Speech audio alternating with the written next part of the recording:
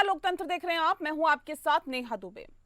उत्तर प्रदेश में 2027 चुनाव से पहले तमाम राजनीतिक दलों ने अपनी अपनी रणनीति बनानी शुरू कर दी है। इसी कड़ी में आपको बता दें कि प्रदेश के प्रमुख सियासी दल प्रचंड जीत हासिल करने के लिए अभी से मतदाता को रिझाने की कोशिशों में जुट गए।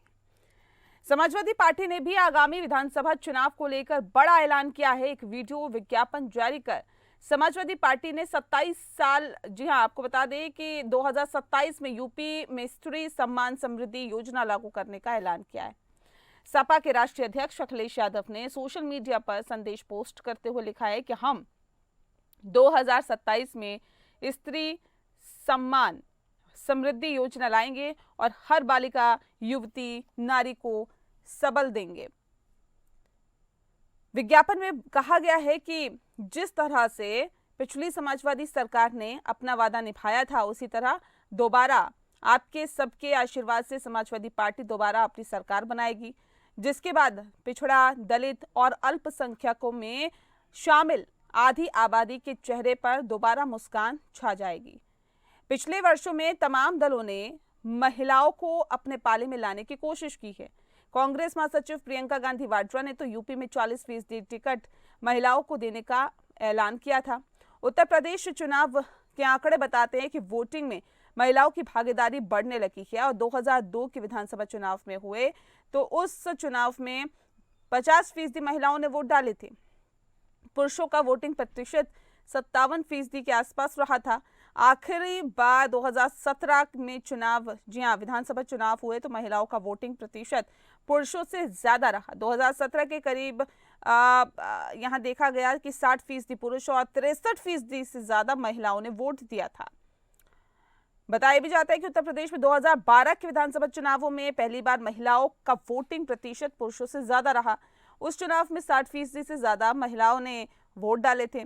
इस चुनाव से पहले अखिलेश यादव ने लड़कियों को मुफ्त शिक्षा और महिलाओं को 2 साड़ी बांटने का वादा किया था। महिलाओं का वोटिंग प्रतिशत बढ़ा तो समाजवादी पार्टी पहली बार बहुमत से आई और उसने 403 में से 224 सीटें जीती। इसी तरह 2017 में जब चुनाव हुए तो बीजेपी ने अपने घोषणा पत्र में ग्रेजुएशन तक लड़कियों को मुफ्त शिक्षा देने का वादा किया। साथ ही इसमें ट्रिपल तलाक को भी खत्म करने की बात कही गई। इसके अलावा हर घर में शौचालय और गैस कनेक्शन देने का भी वादा किया गया। इस चुनाव में 2012 की तुलना में महिलाओं का वोटिंग प्रतिशत 4% तक बढ़ा और पुरुषों से ज्यादा ही रहा। बीजेपी पहली बार यूपी में बहुमत के साथ सत्ता में आई और उसने 312 सीटें जीती। विधानसभा चुनाव की तरह ही लोकसभा में भी महिलाओं वोटर्स की जो हिस्सेदारी है वो लगातार बढ़ रही है। 2014 और 2019 दोनों ही चुनावों में बीजेपी ने यूपी की 80 लोकसभा सीटों में से 75% से ज्यादा सीटें जीती है। शायद यही वजह है कि एक रैली में प्रधानमंत्री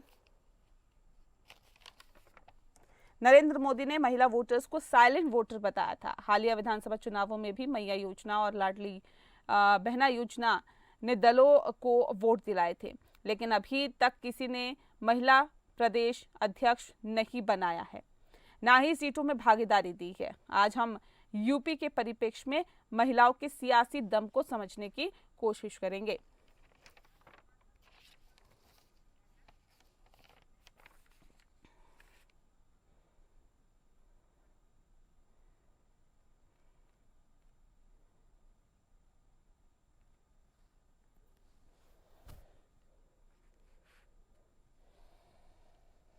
और चलिए इस विषय पर तफसील से चर्चा करेंगे। खास मेहमान हमारे साथ मौजूद है, उनसे आपका परिचय करा देते हैं। इस वक्त हमारे साथ कपीश श्रीवास्तव जी है, प्रवक्ता है समाजवादी पार्टी के। बहुत स्वागत है कपीश जी आपका। आलोक वत्स जी हमारे साथ है, नेता है भारतीय जनता पार्टी के। बहुत स्वागत है आपका आलोक जी। और रतन तिवारी जी इस वक्त हमारे साथ जुड़ गए हैं, कांग्रेस के नेता है। रतन जी आपका भी बहुत बहुत स्वागत है। कपीश जी, इस खास कार्यक्रम की शुरुआत आपके साथ ही करते हैं। सपा का स्त्री सम्मान समृद्धि योजना का मतलब क्या है, और चुनाव तो सर अभी काफी दूर है, उससे पहले इस तरह की कोशिशें, या सीधे सीधे कहें कि चुनाव से पहले ये ऐलान करना, इस योजना के बारे में जिक्र करना, सीधे महिलाओं को लुभाने की कोशिश अभी से शुरू हो गई है क्या? ये शब्द अनुचित है कि लुभाने की कोशिश। लुभावने वादे जो करते हैं वो पूरा नहीं करते हैं। ये उनके लिए ठीक बैठता। हम तो कहते हैं कि सभी दलों को सकारात्मक सोच होनी चाहिए और सकारात्मक राजनीति करनी चाहिए। आज हम आप जब बात करते हैं और कहते हैं भाई राजनीति मत करो, तो लोग उसको जो है अदरवाइज यानी कि राजनीति को बड़ी खराब चीज मानते हैं। जबकि हकीकत क्या है कि राजनीति एक ऐसी नीति है जिससे देश और प्रदेश का उत्थान होता है, जनता का उत्थान होता है। तो अगर आप राजनीति को सकारात्मक मुद्दों के आधार पर करते हैं तो हम समझते हैं इससे बेहतर देश या प्रदेश और हमारी जनता के लिए बेहतर नहीं हो सकता है। मैंने क्यों कहा कि लोग लुभावनवादी नहीं है, हमने करके दिखाया है। हमने अगर कहा कि नहीं हम लैपटॉप बांटेंगे तो हमने डिजिटल इंडिया को प्रमोट करने के लिए लैपटॉप बांटा। खाली डिजिटल इंडिया नहीं कहा, बांटा। और बकायदा 19 लाख लैपटॉप हमने अपने जो छात्र और छात्राएं थी सबको दिया। और किसी भी जाति और धर्म में हम लोगों ने विभेद नहीं किया। समाजवादी महिला पेंशन योजना, विधवा पेंशन योजना, आपने देखा 54 लाख परिवारों को हम लोगों ने देने का पिछले साल काम किया। इसके साथ ही साथ आपने देखा कि कन्या विद्याधन का हम लोगों ने ऐलान ही नहीं किया, उसको इम्प्लीमेंट करके दिया कि 30,000 रुपए 12th पास करने वाली बेटियों को देंगे और वो 30,000 रुपए वो अपने हायर शिक्षा को प्राप्त करने में लगा सकती है, या उनके लिए जो स्वरोजगार हो या कोई भी अन्य चीज उनकी गार्जियन उसको इस्तेमाल कर सकते हैं। तो ये समाजवादी पार्टी ने इस कोण को रखते हुए इस पर काम किया। हमारे जाते हुए सरकार में जिस समय 2017 का चुनाव था, उस समय भी हम लोगों ने बकायदा रजिस्ट्रेशन चलाया था कि हम जब आएंगे तो जितनी महिलाएं हैं, चाहे वो छात्र हो, छात्राएं हो, महिलाएं हो, सबको हम जो है वो लैपटॉप वो मोबाइल देने का काम करेंगे। ये बात अलग है कि बावजूद उसके नहीं, जो आपने किया सर वो तो उत्तर प्रदेश की जनता ने देखा ना।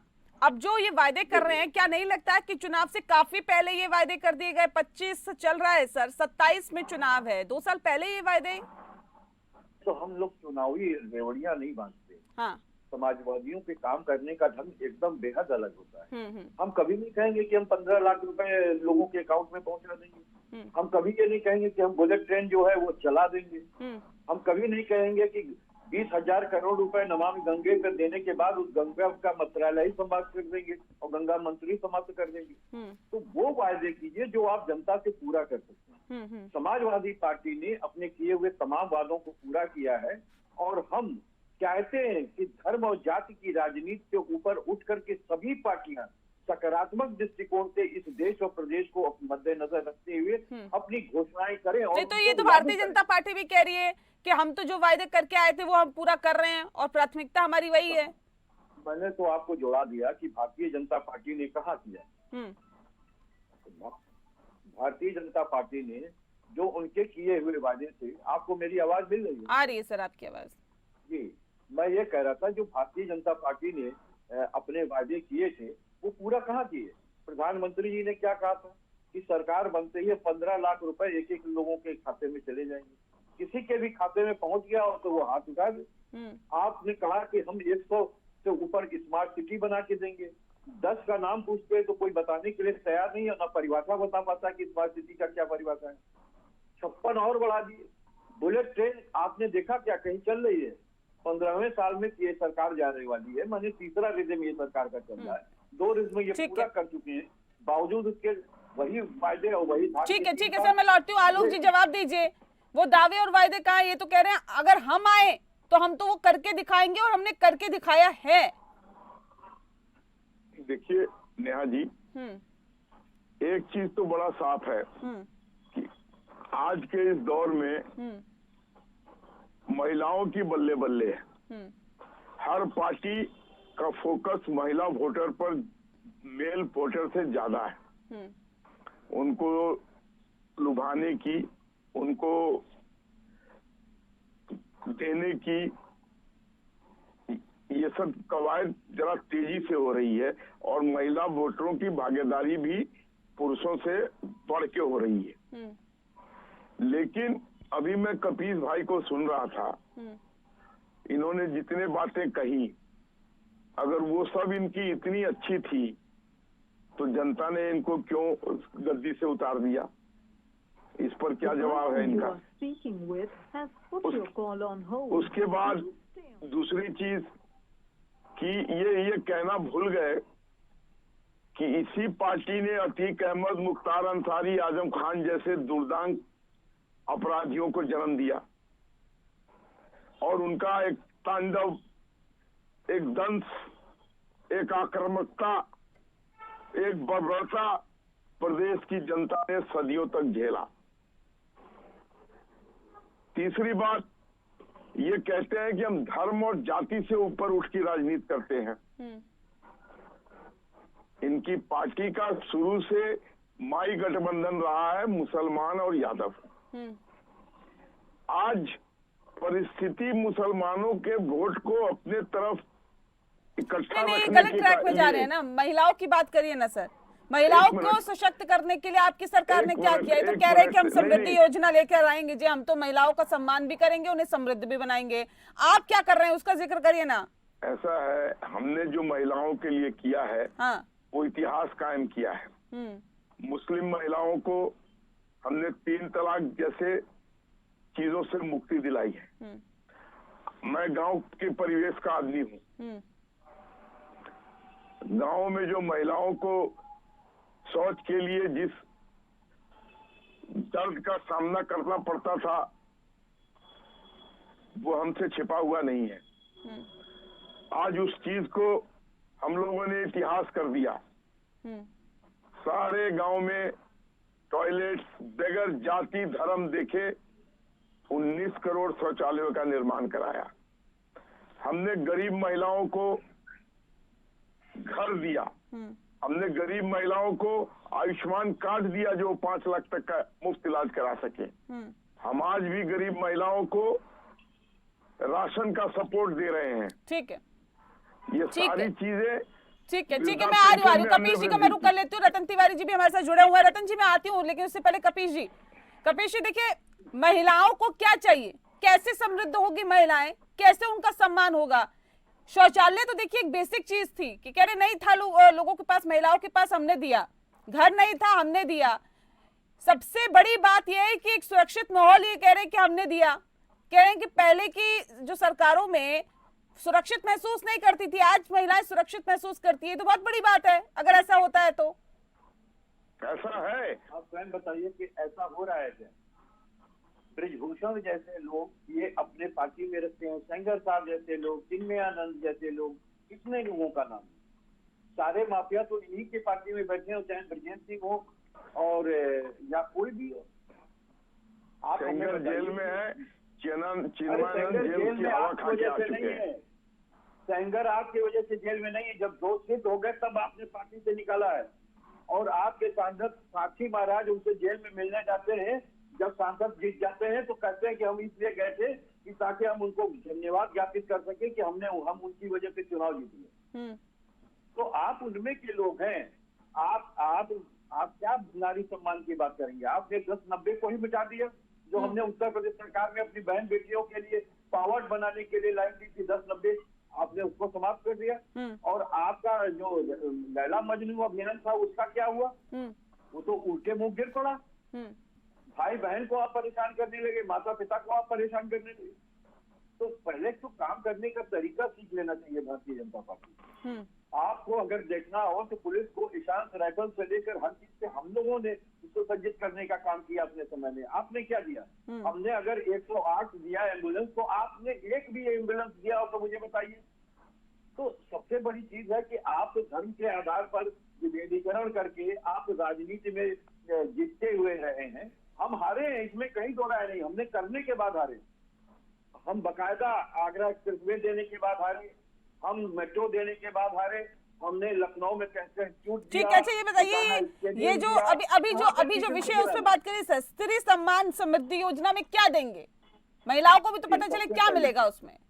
पहली चीज की समृद्धि सम्मान योजना में एक रकम जो निश्चित कर दी जाएगी, प्रत्येक महिलाओं को पेंशन स्वरूप दी जाएगी। दूसरी चीज, प्रतिभाशाली जो हमारी बहनें होंगी उनको उनके हिसाब से ट्रेनिंग दे करके हम लोग उनको रोजगार मुहैया कराएंगे, नौकरियां भी देंगे, सरकारी नौकरियां भी देंगे, उद्योगों में भी सुनिश्चित कराने का काम सरकार करेगी। और साथ ही साथ एमएसएमई के अंदर उनका रजिस्ट्रेशन करके उनको स्वयं लघु से लेकर के मध्यम और कुछ उद्योग खुलवाने का काम समाजवादी पार्टी करेगी। और इसके साथ ही प्रत्येक महिलाओं को, चाहे वो हमारी बहन हो या महिलाएं हो, उनको मोबाइल फोन देने का काम समाजवादी पार्टी करेगी। ठीक है, ठीक है, ठीक है। चलिए रतन जी भी हमारे साथ जुड़े हैं। रतन जी देखिए, आप तो लड़की हूँ, लड़ सकती हूँ, इस नारे पर भी चुनाव लड़ चुके हैं। आप तो महिलाओं को आगे बढ़ाने पर, इस पर भी चुनाव लड़ चुके हैं, फायदा नहीं हुआ सर। अब देखिए समाजवादी पार्टी भी उसी राह पर आगे बढ़ने की बात कर रही है, क्या लगता है? देखिए, महिलाओं के लिए हमने क्या किया है, क्या नहीं किया है, वो देश जानता है। यही कांग्रेस पार्टी है कि आजाद भारत में अगर पहली महिला प्रधानमंत्री अगर किसी ने बनाया तो वो कांग्रेस पार्टी ने बनाया। इस लोकसभा का महिला स्पीकर किसी ने किसी महिला को बनाया, वो कांग्रेस ने बनाया। और राष्ट्रपति अगर किसी ने बनाया किसी महिला को, तो कांग्रेस ने बनाया। कांग्रेस ने कई महिलाओं को मुख्यमंत्री बनाया। हमने महिलाओं के लिए जो काम किया है, महिलाओं के लिए जो हम सड़क पे उतरते हैं, लड़ते हैं, यही भाजपा के लोग हैं ना। इनके राज्य में महिलाओं के साथ अत्याचार होता है, उस अत्याचार में जब न्याय नहीं मिलता है तो राहुल गांधी मैदान पकड़ते हैं और सड़क पे चलते हैं, तब जाके न्याय मिलता है। तो महिलाओं के लिए हम बोल के करने वाले लोग नहीं है, हम वही लोग हैं जो महिलाओं के लिए 50% आरक्षण लाए थे। यही भाजपा के लोग उसका खुलकर विरोध कर रहे थे, और विरोध करते हैं फिर लाते हैं, विरोध करते हैं लाते हैं, लेकिन उसको लागू नहीं करते हैं। तो नेहा जी, कांग्रेस पार्टी की नीयत महिलाओं के प्रति हमेशा से साफ रही है, क्योंकि कांग्रेस पार्टी की अध्यक्ष जो है महिला रही है, लंबे समय तक सोनिया गांधी जी उसकी अध्यक्ष रही।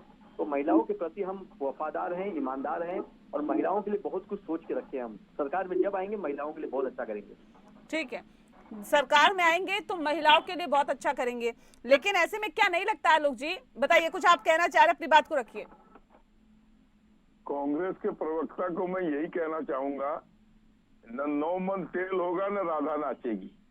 अरे आप सत्ता में आएंगे नहीं तो आप महिलाओं के लिए करेंगे क्या? राहुल गांधी के नेतृत्व में आप 90 चुनाव हार गए हैं, शतक से मात्र 10 दूर है, वो भी आपका ये मंशा पूरा हो जाएगा आने वाले वर्षों में। तो इसलिए इनकी बात तो करना ही बेकार है। और रही बात समाजवादी पार्टी की, तो एक प्रदेश तक एक कुएं में सीमित इनकी राजनीति है। आज की डेट में औरंगजेब का महामंडन करने वालों का ये महिलाओं पूछते हैं, ये उनको पूछते हैं, ये उनकी प्रशंसा में पुल बांधते हैं। तो इससे ज्यादा विडंबना क्या हो सकती है? जिस औरंगजेब आताताई ने जाजिया कर लगाया, जिसने 1.5 मन जनेऊ तोल के सब भोजन करता था, जिसने हमारे मंदिरों को ध्वस्त करके मस्जिद बनाने की कवायद की, जिसने हजारों हिंदू महिलाओं के साथ बलात्कार करवाया, जिसने हजारों हिंदुओं का कत्ल किया, उसका समाजवादी पार्टी अबू आदमी के साथ खड़ी है। ये पूरा देश देख रहा है। आने वाले समय में मुसलमानों को भ्रम में रख के जो आप वोट लेते आए हैं, वो भ्रम भी ठीक है, ठीक है। नहीं सर, अलग अलग दिशा में लेके जा रहे हैं हम उस पर बात ही नहीं कर रहे। महिलाओं का जिक्र यहाँ पर किया जा रहा है। देखिए कपीश जी, क्या वाकई लगता है कि आज की राजनीति में महिलाओं की भूमिका इतनी ज्यादा है कि हमने दिल्ली में चुनाव देखा, उसमें भी महिलाओं पर ही दांव खेला गया, या उनको महिला वोटर्स को लुभाने की कोशिशें की गई, उनको ज्यादा देने की बात की गई। अब उत्तर प्रदेश में चुनाव आने वाले हैं, लेकिन उससे पहले फिर से आप लोगों का यही जो अभी देखने के लिए मिल रहा है कि स्त्री सम्मान समृद्धि योजना, आपने कहा कि एक मुश्त राशि दी जाएगी, उनको रोजगार दिया जाएगा। वाकई महिलाओं को बढ़ाने के लिए, उनको आगे बढ़ाने के लिए, उन्हें सशक्त करने के लिए बहुत जरूरी है, और इस वक्त नहीं हो पा रहा। देखिए, बहुत सीधी सी बात है कि कोई भी विकास सतत रूप से होता है, धीरे धीरे क्रम के अनुसार होता है, और इसमें कहीं दो राय नहीं है कि हमारी महिलाएं इसमें बहुत पीछे रह गई। जिस तरीके से हमारी ओबीसी और दलित भाई पीछे रह गए थे, उसी तरीके से हमारी महिलाएं, चाहे वो किसी भी धर्म हो जाती है, आज ये लेवल आया है कि शिक्षा में भी बढ़ोतरी हुई है, रोजगार में भी हो रही है, और हम निश्चित तौर पे कह सकते हैं कि अगर वाकई विश्व गुरु बनाने का सपना अगर किसी को देखना है, तो जब तक हम तराजू के एक पलड़े को ऊपर नहीं उठाएंगे, तब समानता नहीं होगी, तब तक नहीं चलने वाला है। क्योंकि 2 पहिए एक जैसे होने चाहिए, तभी ये देश आगे की तरफ बढ़ सकता है। एक ट्रैक्टर का हो, एक साइकिल का हो, तो समग्र विकास नहीं किया जा सकता है। तो इसलिए करना चाहिए। लेकिन एक चीज और भी है, जो भी पार्टियां हैं या जो हमारे लोकतंत्र में नेतृत्व देने वाले अलग अलग पार्टियों में है, जनता को ये भी सोचना चाहिए, कोई व्यक्ति अगर अपनी जनता के गृहस्थ जीवन से जुटा हुआ नहीं होगा तो वो तो ना अपनी बहन बेटियों की समस्या जान सकेगा, ना अपने माता बहनों की जान सकेगा, ना निदान कर सकेगा। सबसे बड़ी बात है, जो लोग अपने परिवार में अपनी महिलाओं की इज्जत नहीं कर रहे हैं और 3 तलाक पे तो अपने मुस्लिम बहनों के लिए कानून ले आते हैं, चलिए बहुत स्वागत योग्य है, लेकिन हिंदू उन बहनों के लिए कानून क्यों नहीं ला रहे हैं जिनके पति ने बिना कारण अपनी पत्नियों को छोड़ रखा है? तो आखिर उनके लिए भी तो कुछ कानून बनना चाहिए। और कुछ ऐसे लोग हैं जो ऐसे पद पे बैठे हुए कि डर के मारे उनकी पत्नियां न्यायालय का भी शरण नहीं ले सकती। बिल्कुल। तो ये बात सोचना चाहिए कि अगर कोई इस तरीके से राजनेता, कोई बहुत बड़ा नेतृत्व देने वाला व्यक्ति वो स्वयं अपनी पत्नी के साथ ना हो तो क्या स्थिति होगी? तो वो कौन से किसी स्त्री का सम्मान कर पाएगा? इसलिए कहते हैं कि यत्र नार्यस्य पूज्यन्ते रमन्ते तत्र देवता, की अगर आपको सोचना है तो अपनी माताएं बहनें और जो हमारे उसमें देवी पत्नी स्वरूप देवियां हैं उनको, हर व्यक्ति को इस तरजीह देनी पड़ेगी, उनको मजबूत करना पड़ेगा, कंधे से कंधा मिलाकर उनको अपने साथ ले चलना पड़ेगा। बिल्कुल, ये शुरुआत सर घर से ही होती है। बिल्कुल सही कहा आपने। बिल्कुल बिल्कुल सही बात है। बहुत शुक्रिया आप सभी मेहमानों का हमारे साथ इस खास चर्चा में शामिल होने के लिए। तो जाहिर तौर पे आधी आबादी पर दांव खेलने की कोशिश अब हो रही है और साइलेंट वोटर्स पर दांव खेला जा रहा है, क्योंकि महिलाओं की भागीदारी अब वोटिंग प्रतिशत भी बढ़ा रखी है, यानी कि वोटर्स की तादाद, महिला वोटर्स की तादाद अब लगातार बढ़ती जा रही है, जिस वजह से अब राजनीतिक पार्टियों का फोकस भी महिलाओं पर ही ज्यादा है। लोकतंत्र में फिलहाल के लिए इतना ही। नमस्कार।